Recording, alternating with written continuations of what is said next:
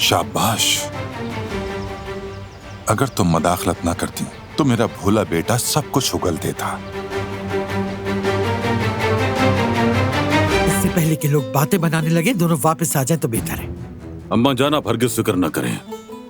मुझे पूरा यकीन है कि बारान दिलान को लेकर ही आएगा। तुम छोड़ो, बाकी मैं कर लूंगी। तुम अब जाओ यहाँ से।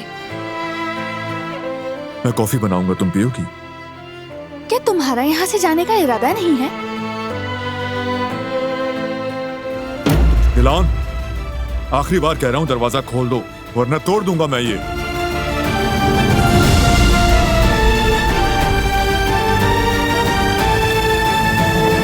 हम इस कमरे में दो अजनबियों की तरह रहेंगे।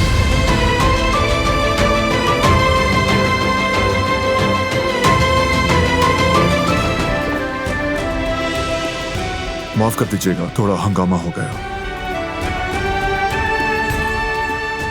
कोई बात नहीं।